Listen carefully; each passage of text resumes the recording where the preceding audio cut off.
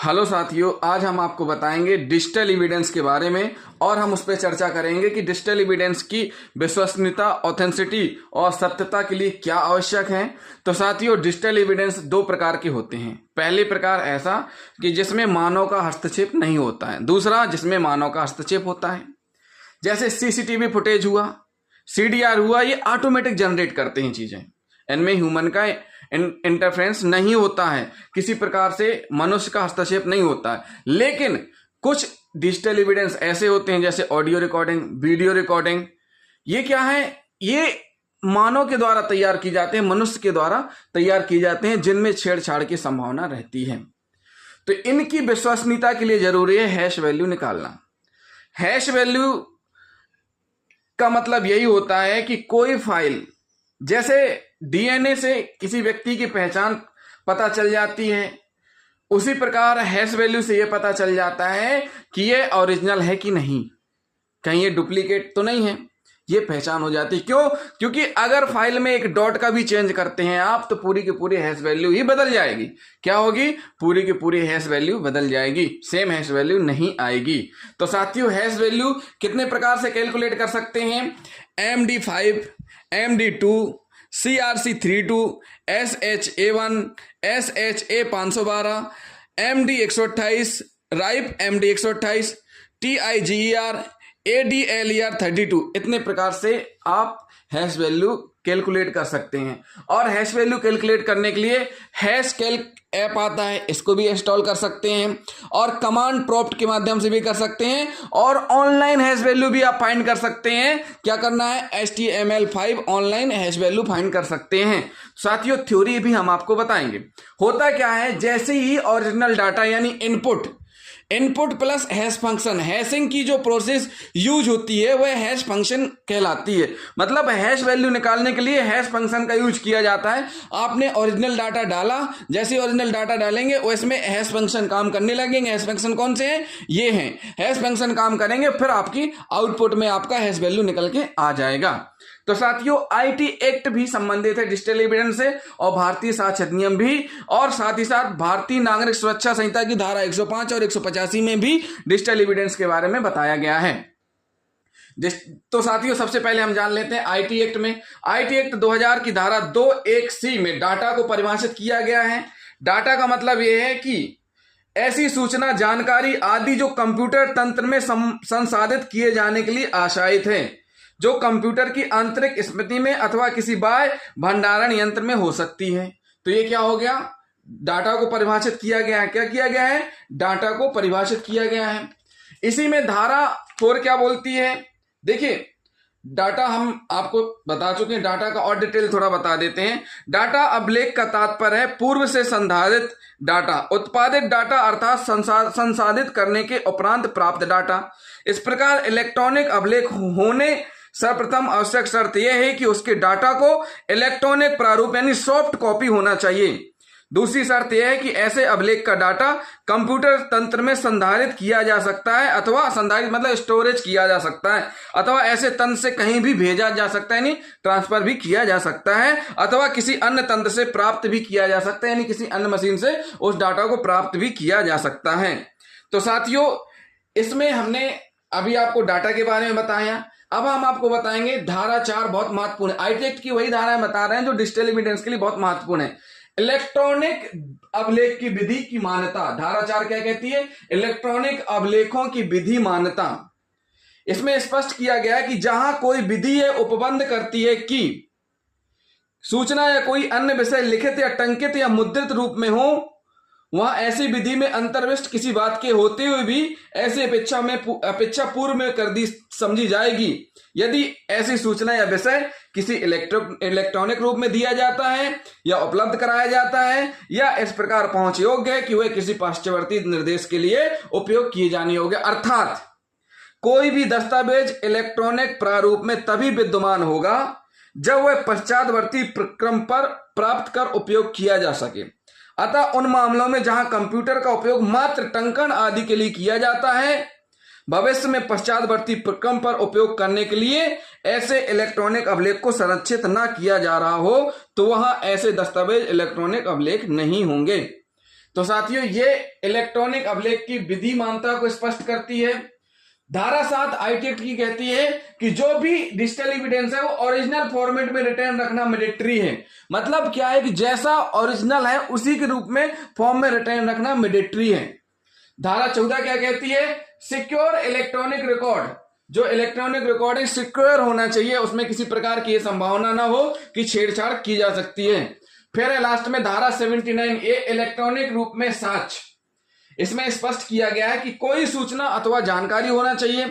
Electronic साक्ष्य के आवश्यक जो घटक हैं, तथ्यों हम आपको बता देते हैं कि कोई सूचना अथवा जानकारी होनी चाहिए। नंबर दूसरा, ऐसी सूचना अथवा जानकारी का प्रमाणिक मूल होना चाहिए। नंबर तीसरा, ऐसी सूचना अथवा जानकारी मूलतः इलेक्ट्रॉनिक प्रारूप में होनी चाहिए। ऐसी सूचना अथवा जानकारी दृश्य, ध्वनि अथवा अंकीय स्वरूप हो सकती है। नंबर 5वां, ऐसी सूचना अथवा जानकारी उत्पादित, संधारित, भंडारित, प्राप्त अथवा पारित की जा सकती है। इस प्रकार जहां भी मूल सूचना अथवा जानकारी किसी कंप्यूटर तंत्र की हार्ड डिस्क में, किसी पेन ड्राइव में, सीडी में, डीवीडी अथवा इंटरनेट पर होगी वह इलेक्ट्रॉनिक साक्ष्य की परिधि में आएगी। मोबाइल फोन से ली गई फोटो अथवा बनाया गया वीडियो, व्हाट्सएप से भेजा गया संदेश, कंप्यूटर पर तैयार खाता बही, किसी कॉमर्स वेबसाइट पर किए गए संव्यवहार की जानकारी, ईमेल, बैंक के एटीएम उपयोग की जानकारी, इंटरनेट बैंकिंग अथवा मोबाइल बैंकिंग के रोजनामा विवरण, विभिन्न सॉफ्टवेयर के द्वारा तैयार फाइलें, जीपीएस ट्रैक आदि सभी इलेक्ट्रॉनिक अभिलेख हैं और किसी मामले में वे सुसंगत होते हुए प्रमाणक मूल्य रखेंगे तो इलेक्ट्रॉनिक साक्ष्य की परिधि में आ जाएंगे। तो साथियों ये हमने आपको आईटी एक्ट में बताया। भारतीय साक्ष्य अधिनियम 2023 में भी धारा 2(6) में इलेक्ट्रॉनिक रिकॉर्ड के बारे में बताया गया है कि क्या क्या इलेक्ट्रॉनिक रिकॉर्ड्स हैं। इलेक्ट्रॉनिक रिकॉर्ड में मेल आ जाएगा, सर्वर लॉग आ जाएगा, documents on computer, laptop, smartphone, message, location evidence, voice mail message, store digital device और डॉक्यूमेंट। जितने भी ये डिजिटल डिवाइस है उनमें स्टोर हो डॉक्यूमेंट कहलाएगा वो। मतलब ये जो इलेक्ट्रॉनिक रिकॉर्ड है ये किसमें स्टोर हो? डिजिटल डिवाइस में, तो डॉक्यूमेंट कहलाएंगे। इस संबंध में डिजिटल एविडेंस के संबंध में प्राइमरी सेकेंडरी एविडेंस के बारे में और उसमें किस प्रकार से मान्य है, किस प्रकार से नहीं है, क्या क्या प्रोसीडिंग होगी, ये धारा 57, 58, 59, 60, 61, 62, 63 और प्रमाण पत्र 63 में स्पष्ट किया गया है। जो 65B का प्रमाण पत्र था अब वो 63 के अंतर्गत आएगा, धारा 63 में। तो साथियों हमने आपको ये स्पष्ट किया। अभी जब से भारतीय नागरिक सुरक्षा संहिता 2023 लागू हुई है तब से धारा 105 और 185 के अंतर्गत स्पष्ट किया गया है कि इन्वेस्टिगेशन ऑफिसर या थाने का भाषाधक अधिकारी इन्वेस्टिगेशन के दौरान वीडियो तैयार करेंगे। तलाशी की जो प्रोसीडिंग होगी वो online, on video, on camera होगी। मतलब रिकॉर्ड तैयार किया जाएगा उसका वीडियोग्राफी करके और उसके बाद उसको क्या करना है? सबमिट भी करना है कोर्ट में। तो सबसे पहले जरूरी क्या है? इस वीडियोग्राफी की हैश वैल्यू निकालना। तो साथियों अभी हमने आपको थ्योरेटिकल पोर्शन बताया, अब हम आपको प्रैक्टिकल करके कंप्यूटर में दिखा रहे हैं कि किस प्रकार से हैश वैल्यू जनरेट की जाएगी। बहुत ही आसान तरीका है, आप इजिली वे में समझ जाएंगे।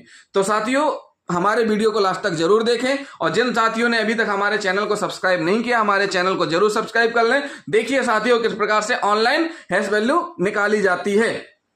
हेलो साथियों, अभी हमने आपको थ्योरेटिकल बताया, थ्योरी बताई कि कैसे हैश वैल्यू निकाली जाएगी और हमने डाटा के बारे में बताया, आईटी एक्ट की क्या महत्वता है ये भी बताया, एविडेंस एक्ट, भारतीय साक्ष्य अधिनियम 2023 के बारे में भी हमने आपको बताया। साथ ही साथ हमने हैश वैल्यू के प्रकार भी बताया और हमने ये भी बताया कि हैश वैल्यू कितने प्रकार से निकाली जा सकती है। हैश वैल्यू के कई सारे सॉफ्टवेयर होते हैं, टूल किट्स होती हैं और ऐप्स के माध्यम से भी निकाली जा सकती है, लेकिन हम सबसे सरल तरीका आपको बताएंगे हैश वैल्यू जनरेट करने का। तो साथियों ऑनलाइन हैश वैल्यू निकालना है आपको अपने सिस्टम में क्या करना है? ऑनलाइन गूगल क्रोम को खोलना है। क्या करना है? सबसे पहले आपको गूगल क्रोम को खोलना है। ये देखिए गूगल क्रोम खुल चुका है। अब आपको क्या करना है? सर्च करना है। क्या सर्च करना है? अब हम सर्च करने वाले हैं HTML। क्या सर्च करने वाले हैं? HTML file hash online calculator. क्या सर्च करने वाले हैं? ये देखिए हमने सर्च कर दिया। जैसे ही हमने सर्च किया तो फाइल हैश ऑनलाइन कैलकुलेटर खुल चुका है। अब हमें क्या करना है? इसको क्लिक करना है। इसको हमने क्लिक कर दिया और जैसे ही हम इसको क्लिक करेंगे तो ये आपके सामने खुल चुका है कि आपको ऑनलाइन हैश वैल्यू कैसे निकालनी है। देखिए MD5 file hash value online calculator है। इसमें आपको कैलकुलेट्स क्या क्या हो सकता है? MD5 SHA। MD5 मतलब ये होता है हैश वैल्यू का ही रूप है। SHA, SHA2, SH256 and SH 512 hashes all at once, इनमें से किसी का भी हम ले सकते हैं। ये सभी के सभी हैश वैल्यू हैं। ये हैश वैल्यू निकाली जाती है, MD5 से भी निकाली जाती है, SHA से भी और SH2 से भी निकाली जा सकती है। तो अब इसमें देखिए नीचे ऑप्शन है चूज़ फाइल, आपको किस फाइल की हैश वैल्यू निकालनी है। हम क्लिक करेंगे फाइल में, तो जैसे ही हम फाइल में क्लिक करेंगे तो ये हमारे पास बहुत से ऑप्शन आ चुके हैं। अब देखिए ये तो अब हमें इसमें से मान लीजिए डॉक्यूमेंट का कोई डॉक्यूमेंट लेना है, कोई डाउनलोड में से निकालना है। अब मान लीजिए हम निकाल रहे हैं एक कोई भी फाइल ले लेते हैं, जैसे हमने ये फाइल सेलेक्ट कर ली। जैसे ही हम इस फाइल को सिलेक्ट करेंगे ये हमारी हैश वैल्यू नीचे आ चुकी है। देखिए न्यू डॉक्यूमेंट 5/30/2024 2357 PDF है और इतने बाइट्स हैं 1144107 बाइट्स हो गए।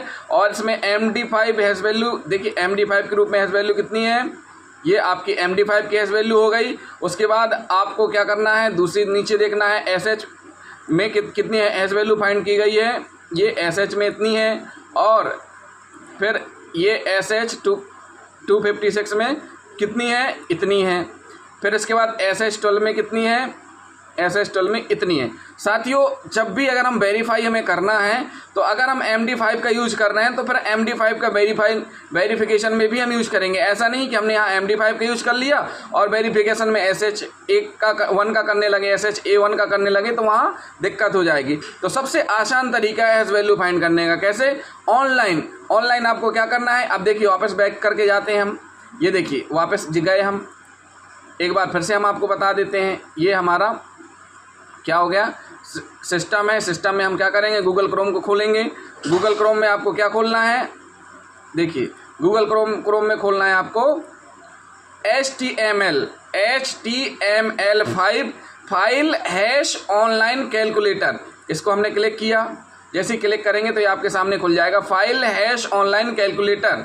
अब इसको हम क्लिक करेंगे, इसको हमने क्लिक किया, ये आपके सामने आ गया MD5 फाइल। अब इसमें फाइल हैश भी है और ये कैलकुलेट्स भी दिए हैं कि किससे आप कैलकुलेट करना चाह रहे हैं हैश वैल्यू। उसके बाद यहाँ नीचे दिया हुआ चूज़ फाइल, तो हम चूज़ फाइल में चले जाएंगे। हम कोई सी भी एक फ़ाइल ले सकते हैं। अब हम ये वाली फ़ाइल ले लेते हैं, ये ओपन कर ली हमने। ये देखिए ये फाइल आ गई यहाँ, ये 6/23/2024 2.43 PDF। इसमें बाइट्स कितने हैं, 8502027 हैं। और इसकी MD5 हैश वैल्यू कितनी है, इतनी है। और SH कितनी है, इतनी है। और SHA256 कितनी है, इतनी है हैश वैल्यू। और SHA512 कितनी है, इतनी। तो साथियों ये हुआ बहुत आसान तरीका है हैश वैल्यू निकालने का। तो साथियों अभी हमने आपको पूरा हैश वैल्यू के बारे में बता दिया है, थ्योरेटिकली भी बता दिया, अब हमने प्रैक्टिकली भी बता दिया। तो जिन साथियों ने अभी तक हमारे चैनल को सब्सक्राइब नहीं किया, हमारे चैनल को जरूर सब्सक्राइब कर लें और वीडियो को लाइक और शेयर करना ना भूलें। थैंक यू दोस्तों।